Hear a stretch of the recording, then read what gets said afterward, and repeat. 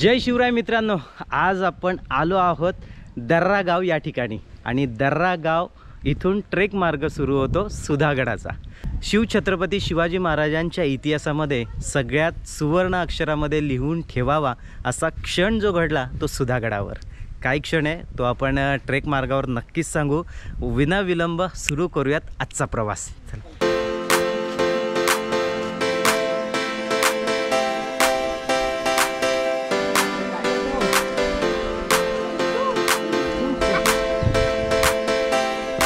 आज खऱ्या अर्थाने सोलो ट्रेक होणार आहे, कारण मी एकटाच आहे आणि आत्ता वाजलेत संध्याकाळचे 4।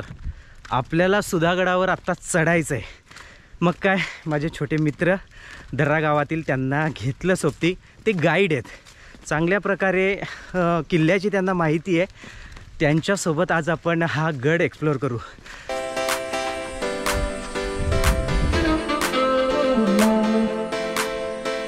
मित्रांनो, घेरा सुधागड या पूर्ण किल्ल्याच्या घेऱ्यामध्ये अशा वीरघळी सापडतात। यांचा अर्थ आहे तत्काळामध्ये लढाईमध्ये जे कोणी सरदार, मुख्य माणसं जी मेली असतील, युद्धात त्यांचं निधन झालं असेल, तर त्यांच्या नावाने त्यांचं स्मरण म्हणून अशी वीरघळ ही कोरली जात असे। या वीरघळीला खूप पूर्वापार इतिहास आहे। ह्या साधारणतः वीरघळी जवळपास 500 ते 700 वर्षांपूर्वीच्या ह्या वीरघळी आहेत।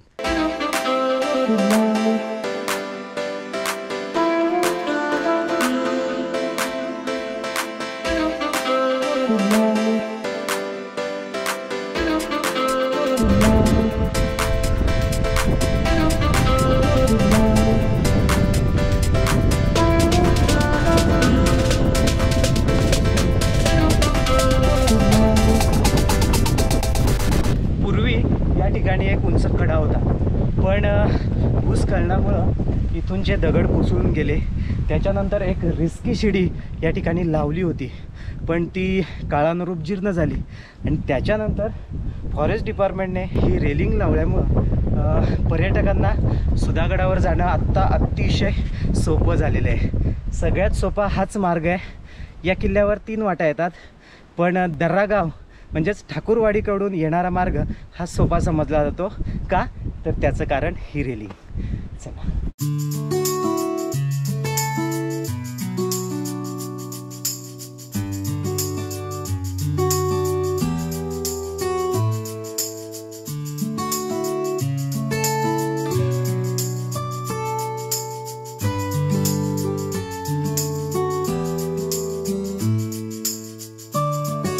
आत्ता आपण जवळपास 60% हा गड चढाई केलेली आहे आणि इथून माझ्या मागे बघू शकतात पायरी मार्ग सुरू झालेला आहे। हा पायरी मार्ग दगड लावून तयार केलेला आहे, तर याच्या पुढचा पायरी मार्ग हा सळक कातळ खोदून पायऱ्या तयार केलेला लागतो आणि इथून गड चढणं अगदी सोपं आहे। आणि म्हणूनच मी पहिल्यापासून सांगितलं की ठाकूरवाडी या गावातून येणारा मार्ग हा सोपा आहे, तो ह्याच कारणामुळे।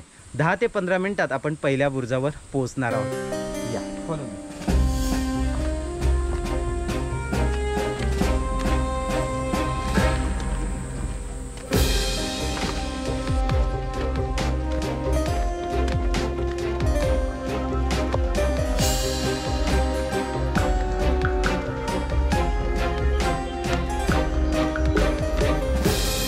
पाच 6 वर्षापूर्वी इथे महादरवाजा होता, म्हणजे सुधागड किल्ल्याचा पहिला दरवाजा या ठिकाणी होता।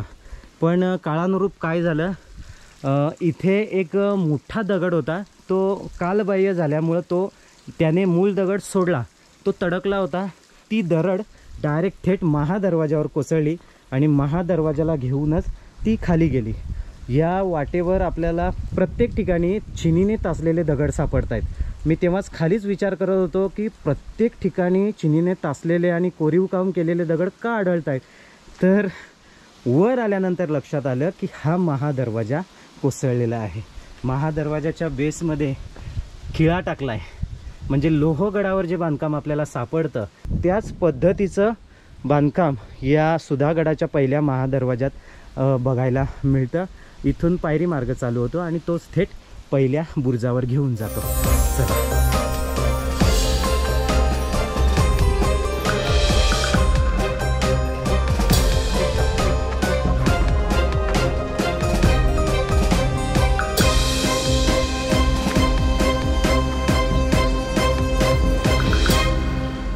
मित्रांनो, आपली थोडीशी हालत वाईट झाली. वाईट म्हणजे तहान लागले, पोट सुकलेले आहेत, घसा कोरडा पडलेला आहे. मग आता पर्याय काय, तर जिवंत झरा. वरून येणारा झरा म्हणजे नेहमी किल्ल्यावर एक गोष्ट लक्षात ठेवायची, साठलेलं पाणी जे असतं ते पिण्यापेक्षा, कारण त्याच्यामध्ये जीवजंतू असण्याचा धोका असतो, तर असं साठलेलं पाणी पिण्यापेक्षा हे जिवंत झऱ्याचं म्हणजे वाहणारं पाणी हे नेहमी स्वच्छ असतं. याच्यामध्ये थोडीफार माती मिश्रित असते, पण पर्याय नाही. बाकीचं पाणी पिण्यापेक्षा हे आपल्याला पाणी प्यावं लागेल. आपण ते पाणी पिऊयात आणि मग गडावर आगेकूच करूयात. तुम्ही लक्षात ठेवा, गडावर येताना आपल्यासोबत संपूर्ण दिवस पुरेल एवढं पाणी घेऊन या. म्हणजे एक 2 बॉटल आणले तर 2 लिटर पाणी आपल्याला दिवसभरात इनफ होतं. जर तुमची तहान जास्त मोठी असेल तर 3 बाटली ठेवा. पण माझ्यावर जो प्रसंग आला तसं तुम्ही अजिबात करू नका, कारण ते धोकेदायक आहे. पण जरी धोकेदायक असलं तरी आपल्याला रिस्क घ्यावी लागेल, पाणी प्यावं लागेल. सह्याद्रीचं पाणी हे चविष्ट आहे, अमृतापेक्षा कमी नाही. पिऊयात पाणी.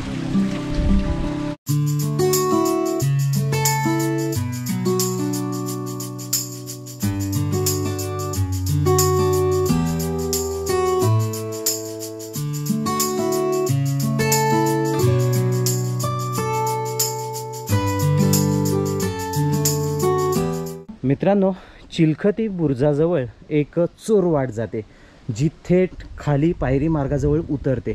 ही अतिशय गुप्त चोरवाट आहे. आपण शक्य होईल तेवढं आतमध्ये जाण्याचा प्रयत्न करूयात.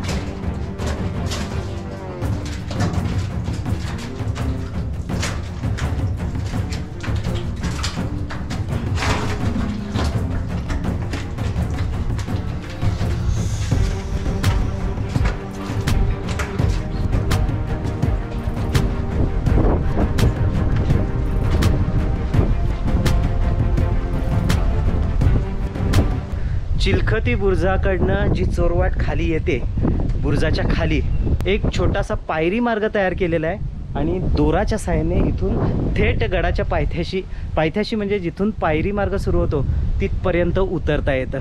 हा चोर दरवाजा आहे. अशा बऱ्याचशा चोरवाटा तयार केल्या जात होत्या. त्याची कारणं आहेत की गडाला जर घेरा पडला तर गुपचूप पलायन करता यावं किंवा गुपचूप एखादा संदेश दुसऱ्या किल्ल्यावर पोहोचवता यावा, यासाठी अशी रचना केलेली गडांवर बघायला मिळते.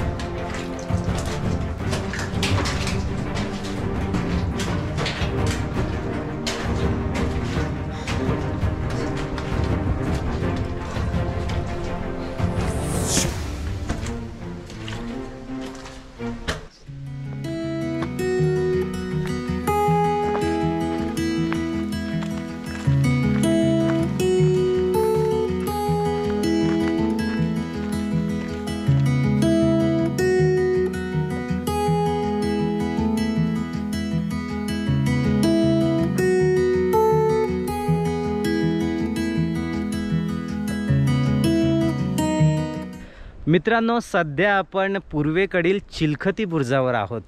चिलखती बुरुजावरून जो येथील परिसराचा नजारा दिसतो अप्रतिम. माझ्या पाठीमागे बघू शकता, हे सगळं दृश्य या चिलखती बुरुजावरचं आहे.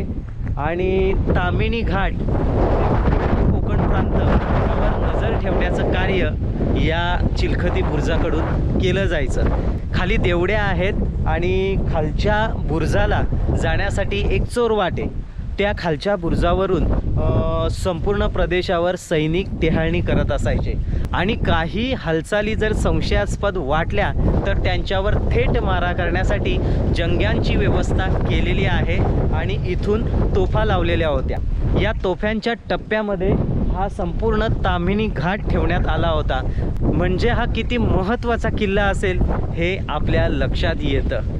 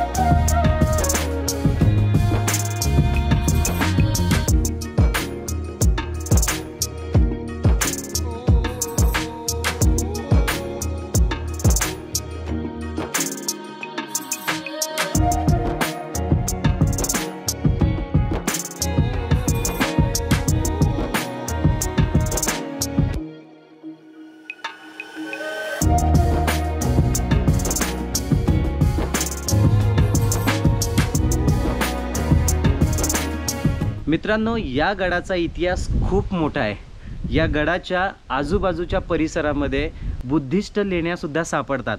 याचा अर्थ खूप प्राचीन असलेला हा किल्ला आहे। सातवाहनांच्या काळामध्ये याची निर्मिती झाली असावी असं पाण्याच्या टाक्यांवरून आणि जे काही खोदकाम आहे, एका कातळ दगडामध्ये जे काही बांधकाम खोदकाम झालेलं आहे त्याच्यावरून आपल्याला अंदाज लावता येऊ शकतो। आणि या गडावर सगळ्यात महत्त्वाची घटना ती म्हणजे आपल्याला अभिमान वाटेल अशी एक घटना घडून गेली। ती म्हणजे दिल्लीचा अधिपती औरंगजेब बादशाह याच्या विरुद्ध त्याच्या मुलाने म्हणजे अकबराने बंड पुकारलं। कारण बापाची तत्व मुलाला पटत नव्हती आणि म्हणून त्याने बंड पुकारलं, पण बंड अयशस्वी ठरलं आणि अकबराला पलायन करावं लागलं. अकबराला माहिती होती की या समस्त हिंदुस्थानात फक्त एक असा राजा आहे का जो आपल्याला पनाह देऊ शकेल, जो आपल्याला सांभाळून घेऊ शकेल. कोण? तर महाराष्ट्राचे आराध्य दैवत शिवछत्रपती शिवाजी महाराज यांचा मुलगा नरसिंहा सर्जा संभाजीराजे. अकबराला माहिती होतं की संभाजी राजांच्या जवळ गेलं तर आणि तरच आपण वाचू, अथवा औरंगजेब आपल्याला सापडविल, पकडील आणि सरळ हत्तीच्या पायी तुडून मारेल. एवढी भीती अकबराला होती आणि म्हणून अकबराने दिल्ली सोडली आणि थेट स्वराज्यात आला. स्वराज्यात आल्यानंतर सर्जा संभाजी राजांनी त्याला सुधागडावर घेऊन आला. सुधागड हा इतका बुलंद किल्ला होता की सहजासहजी शत्रूच्या हाती लागणार नाहीत. प्रति रायगड म्हणून सुधागडाची ओळख आहे. खूप मोठा एरिया आहे आणि तेवढाच बुलंद आणि बळकट असा गड आहे. म्हणून अकबराला संभाजी राजांनी या गडावर ठेवलं. तब्बल 3 महिन्यांचं वास्तव्य तो या ठिकाणी करून होता आणि नंतर पुन्हा त्याला दिल्लीला पाठवण्यात आलं. महाराष्ट्राच्या इतिहासामध्ये सगळ्यात अभिमानास्पद ही गोष्ट जी सुवर्ण अक्षरामध्ये लिहून ठेवावी की दिल्लीच्या अधिपतीच्या मुलाला वाटावं की मला कोण वाचवू शकतं, तर फक्त आणि फक्त स्वराज्य वाचवू शकतं. गर्व आहे, आपण त्या स्वराज्याचे घटक आहोत. आपल्या महाराष्ट्राच्या मातीत हे स्वराज्य घडलं. शिवछत्रपती शिवाजी महाराजांनी इतके किल्ले उभारले की त्या किल्ल्यांचा आणि त्या मातीचा आपल्याला सार्थ अभिमान आहे. जय शिवराय. 12 महिने पिण्याच्या पाण्याची सोय होईल असं पाण्याचं टाकं या ठिकाणी आहे आणि ते साधारणतः 15 फूट खोल.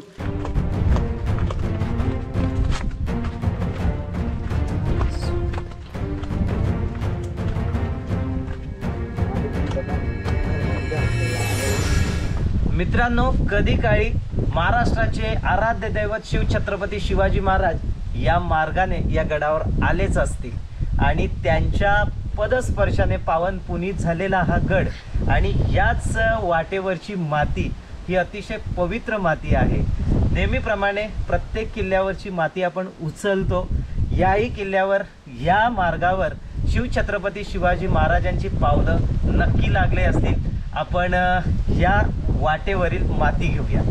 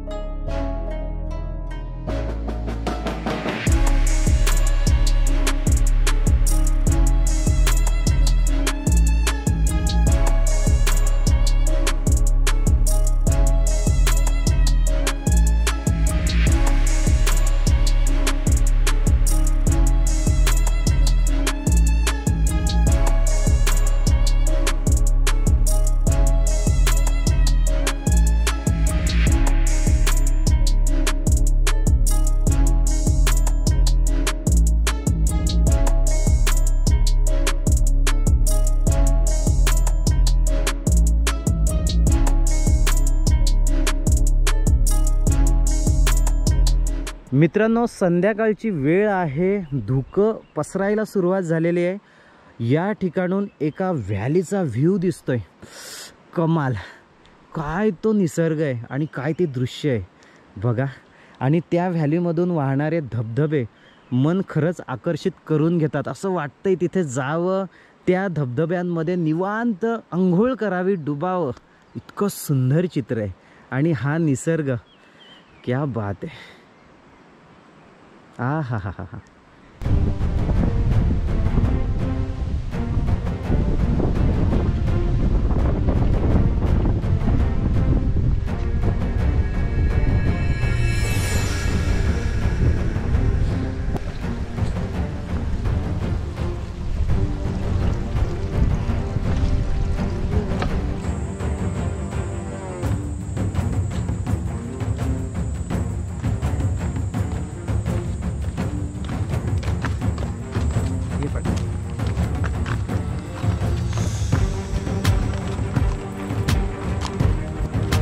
मित्रांनो, आपण आता बऱ्यापैकी गड उतार झालेलो आहोत. आत्ता व्हिडिओचा करूयात एंड. तोपर्यंत तुम्ही नवनवीन व्हिडिओ बघत राहा, लाईक करा, शेअर करा आणि जास्तीत जास्त आपल्या चॅनलला सपोर्ट करा. जय शिवराय.